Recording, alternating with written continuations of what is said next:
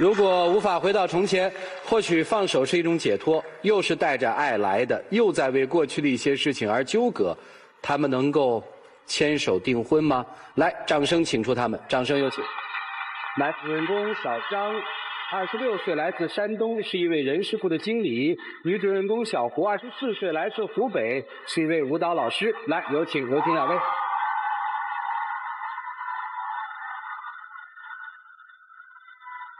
主任好。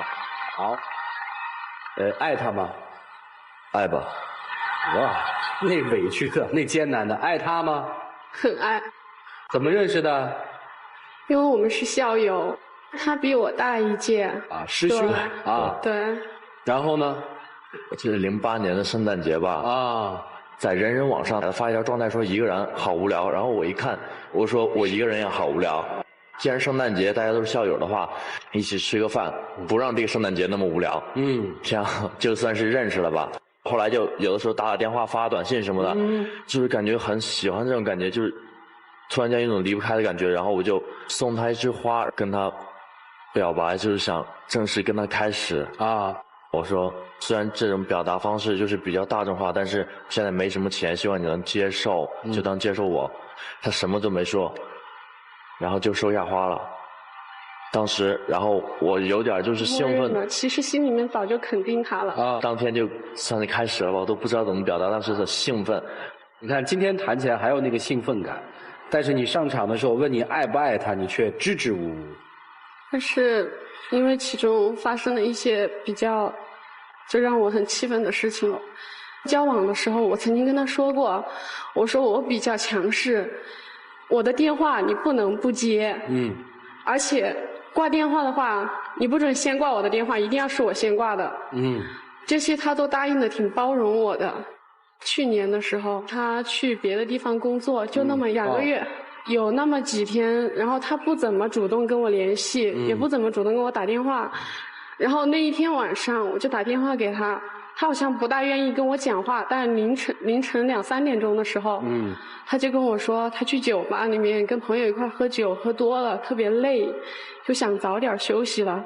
然后我就感觉不对劲，他就一直在那搪塞我，我说不许挂电话，然后他没做声，我也没做声，我们2人就这么僵持着，大概过了1分钟的样子，他就给我挂掉了。而且我听出来他是在厕所里面接的那个电话，好像说话那种语气就是那种特别偷偷摸摸的一样。我当时在想，或许他真的很累了，可是我同时在考虑，我说他为什么要这样挂我电话还偷偷摸摸的呢？后来我一位朋友就告诉我，他说我觉得小张这个人吧，其实也不怎么样，你还是放弃他吧。我说你为什么要这么说呢？你以前不都说他挺好的吗？我那个朋友半天就不讲话，他说实话说了吧，我实在是忍不住了。我看见他那天晚上把一个女的带回家了，然后当时我就订了一张机票过去之后，我就站在房门口，2点多钟他把那女的带回来了。你没告诉他你要去是吧？对，我没有告诉他。然后呢？然后他一下子站在那儿，他就懵了，然后他就说他说啊，这个是我的朋友。我说你什么朋友，这么晚还带回家？当时后来女的说我还是走吧。他说你别走，他就追那女的去了。我承认这件事是我犯的错，是我的错，就认识几天而已。我确实没想跟那女的怎么发展，然后当时她出现了，让我很不能，就是我一下子懵了，全都不知道什么了。我只能就是说我去追那个女的回来，然后我好好跟你解释解释。你让我的感觉是你当时选择了她，而不是选择我。如果你留下来的话，我或许当时我不会那么伤心，到现在我不会那么耿耿于怀。那他当时，我当时想的就当你犯一个错误，我会原谅你。可是你呢？你却跑出去追她了，然后我就回北京了。我跟那个女孩只是就是工作里面的压力，对她完全是100%的，然后就求她，我让她跟我和好，最后她答应了。我是答应了，你知道我为什么要答应你吗？因为我特别的恨你，你知道吗？我知道是我的错，我求你不下百次，赶紧把这事儿忘掉。但是现在我不知道你为什么因为这个事儿，回到不了以前那种你的感觉。就每次现在因为这事儿，主任你知道吗？他有的时候他折磨我，不是肉体上这么简单，就是精神上有。你给我举个例子好吧？就是有一次，然后我有一条短信10086发来的，他直接起来就说是那个女的发过来的吧，立马冲进厨房里去，拿了把刀架我脖子上。如果说有女的给你发短信，你想想你的后果。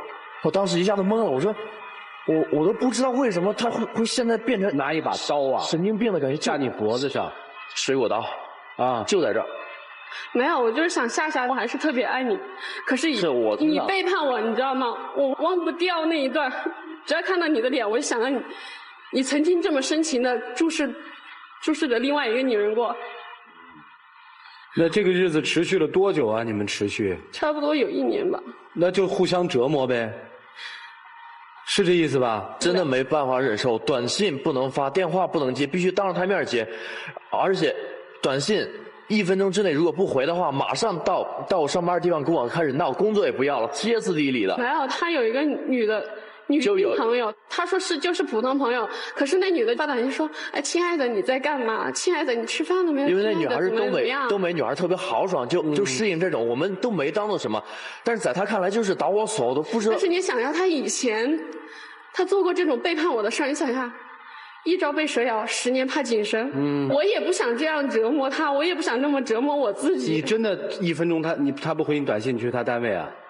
有过这么一次，特别就是无理取闹，我自己也知道。你都怎么闹呢？我自己明白，就是比如说吃饭的时候，就是有一次看那个什么《回家的诱惑》嘛，就看到的时候，有时候我就特别气愤，看在电视剧里面情节，我就会把碗一甩，我说。很莫名其妙的就开始。我说你就是这种男人，侯世贤这种男人，该死你这种男人。每天都是这么被折磨着，我现在满脑子都不敢回家，再这么下去，我也会疯的。以前那种事是我的错，但是这种精神上的折磨，然后我现在真的受不了，我找不着爆发点，我现在就想去死。我的理智上面是我原谅了你，可是有时候每当夜深人静的时候，我就突然那么一段。就是你背叛我那段经历，我突然还是会浮现在脑袋里面，那个创伤，我觉得到现在你都没办法给我。然后一浮现在脑子里，立马就发作出来，平均是2天1次，然后3天一砸家里的东西，我的工资都拿来买碗了。这是你应该的，你这点钱算什么呀？当初哄他的时候，你还不是花钱了？我都说之前跟他朋友都看着我。你那个时候你就刚出去工作了，你嘚瑟个什么呀？被一个女人这么主动的追求，你很享受是不是？我没有那么说，我也没有那个意思。借口你知道吗？你风流的借口。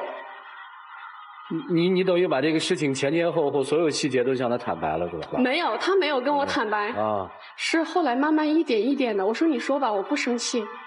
其实他听了之后，其实他自己说完之后，我虽然没有表面上跟他生气，可是我都记下来了。后来我想忘掉，我说还是想好好在一起。但是那个坎我永远怎么我都跨不过去。老师们也想说话了哈，听听老师的建议吧。他们这样可怎么得了？这才叫爱的死去活来呢！一起进入丘比特问卷。这个于老师他需要到你那儿好好的那个聊聊天吗？确实需要哈。那个你什么意思？不过别拿刀去。没有，其实我很冷静的，我也很理智，我知道这些事儿不能做。知道，就吓吓他嘛。对，我就是吓吓他而已。我要做的话，我早就往他脸上划一刀子。你看他脸上现在这么光滑。你们两个现在还住在一起，对不对？对。如果你们之间出现了裂痕，不妨暂时分开。人家舍不得呀。暂时的分开什么意思呢？不是说真正分手，是不要在一起住。你来考察一下，当局者迷，旁观者清。你住在一起，你是迷的，你不知道对方到底是改什么样子，在你的监督之下，他不会有任何的变化。你在一旁去审查的方式，就说我不原谅，我也不在一起；要么就是什么呢？我原谅你，我好好在一起，不折磨他。就害怕就是我还跟你住在一起，我还不原谅你，我还折磨你，这个是最可怕的。其实也没有想着要折磨他，但是到时候那个就是你那个情绪上来，真的我没办法控制我自己。假如我要跟他说分手的话，有可能下一秒就没我这个人了。不可能。每次感觉都这样，每次感觉都这样，就是闹一下情绪而已。其实你是否已经感受到小张对你的态度是什么？他爱你吗？他是怕你，对吗？没有爱了，他只是觉得我如果离开，真的会毁了我。这种状况只是一种被逼无奈的在一起。所以我的建议呢，暂时分开，不是分手。你来审查到底他什么时候可以成为你的男朋友，或者什么时候这个人就被你 pass 掉了，而不是搅在一起，天天说这个事情说不清楚。10年的时候啊，我也关注了一起案件，一个妻子把她的丈夫给杀死了。啊，当时大家就很奇怪，说这对夫妻一向感情挺好的，为什么把她丈夫给杀死了？后来这个抓起来审问之后，这个妻子说：“我不是说要杀死他，我们2个人有一种习惯，我们习惯拿着刀比划着玩儿。”然后就那一天呢，丈夫喝醉了酒回到家，妻子很生气，说我要发泄一下我的情绪，然后也是拿起了水果刀。平时的话，这个丈夫跟她可能2个人打打闹闹，最后就和解了。但是那天不小心，那把水果刀正地捅进了丈夫的心脏。所以下次你们2个闹，把刀子收起来。其实他知道，每次我拿着刀的时候，我是刀的背面朝着他的，背面朝着他，刀尖是冲着你的。所以下次你们家可以不用水果刀吃水果，可以连皮儿吃，但是刀子请你收起来。如果你还爱他的话，其实不要让他反反复复记住他曾经的那次错误。你只要能够原谅，或者说你只要能够稍稍的控制一下自己的情绪，我相信他会对你有感恩的心。涂老师，啊。小张啊，你刚才说错了一句话，你说如果你说分手，你人就没了，你人还会在，只是会变得残缺。那个倒不可能。女人容易心动，男人容易冲动。女人更注重对方的感受，男人更注重自己的感受。所以呢，女人总是爱的深沉，离的决绝；男人总是爱的偶然，而走的暧昧。所以我想跟男生说，珍惜来源于回忆，背叛来源于忘却。我想对女方说，有一个女性发现自己的丈夫背叛了自己之后，她和第三者成了好朋友，而且把丈夫在外面的私生子接回来当成自己的亲生儿子养。于是乎这个男人非常的悔恨，终生不离其左右，两人甚为相爱。面对于背叛，有些女人选择了包容，选择了容忍，有些女人选择了喋喋不休，不愿放弃，还有一些女人选择了强烈的谴责，然后掉头就离开。所以说，如果你选择包容，必须要有包容的智慧；如果你有精神洁癖，请选择毅然离开。就这样，不要再相互折磨了哈。没什么好说的，听听朋友的意见吧。朋友在你们中间可能家里也很难受，一起进入旁观者清。主持人好，我是小胡的好朋友啊。小胡以前也不是这样子的，他以前很开朗、很阳光，能够带着我们跳舞、唱歌，可是自从发生了那件事以后，就再也没有那样过了。其实他把很多精力还是放在关注这个男孩子身上，对，忽视了朋友，是吧？对。你们的意见是什么呀？我的意见是，不要互相折磨，要有自己生活的重心。像以前那样开朗乐观的生活，就等于他发生了这件事之后，他丢了自己了，是吧？对。小张有朋友来吗？今天？主持人好，我是他的好哥们，走到现在，我觉得他们感情就已经变质了。小胡，他始终心里放不下他那段阴影，而那个小张他也是在很努力的去忍受他的这些不良情绪。我觉得我很不忍心看到现在这样子，他们这样子，他们在互相折磨，完全是变质。就算你们在一起一时，那又怎样呢？说不定以后他就拿刀砍了你了，你以后就废了。我实在不忍心看到你们这样，我觉得你们还是放开了，给彼此一片新的天地、新的生活。朋友们的意见我听出来了哈，都是觉得分开更好。前前后后想一想，想一想自己到底还爱不爱对方，有多爱对方。如果是真爱，能不能包容？考虑清楚，可以表白了。一起进入黄金60秒。来，小伙子，我这样说，我非常怀念以前咱们在一起的时光，我忘不了。但是现在我真的是无法承受这种来自外界、内界还有精神上的压力。我只求，你能回到以前的你，然后让咱们冷静的分开一段时间来处理这件事情。我不奢求你现在一下就能很平和的对我做这种态度，我只是想就是改变一下你的现状。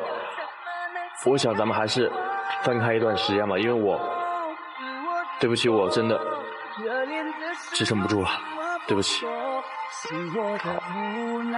来，然后我还想说的是，第一年咱们认识的时候，我过得很快乐，谢谢你给我带来那些时光。然后后来的爱情，我也感到已经变质了。我不希望是我影响到你现在的情绪，使你变得现在这么歇斯底里。对不起，我希望你好好冷静一下，咱们平和的分开。对不起。这一年给你精神上面的折磨，我也想对你说声抱歉。我也想变回以前的那个我会再快乐起来。我也很希望我们回到以前，我忘不了以前我们那些美好的回忆，但是这些回忆起来既让我痛苦又让我觉得很甜蜜。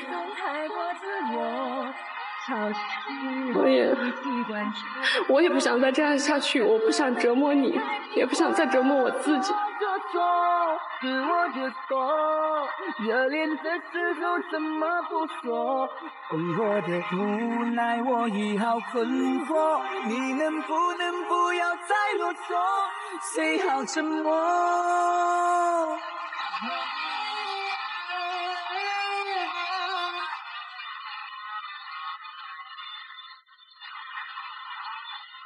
启程吧。刚才吓我一跳，真的，就正在这儿听着，突然就身边嗡一个风，然后再一看啊，他抱他了。你说这两个人，你说你们能学会控制一下情绪吗？两位请回吧，考虑好啊，是要出来还是不要出来哈？要认真，要负责任哈。来，请回，请回。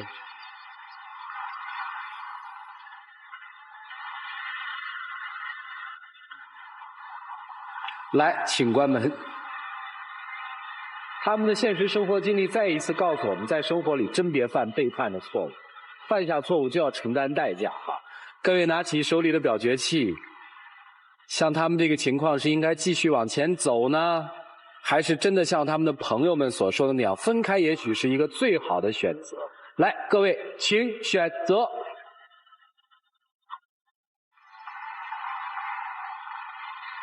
现场65.22%的观众朋友觉得他们还是应该分开，可能对彼此来说更好。他们自己的选择是什么呢？我们一起来数5个数，来，5、4、3、2、1，请开门。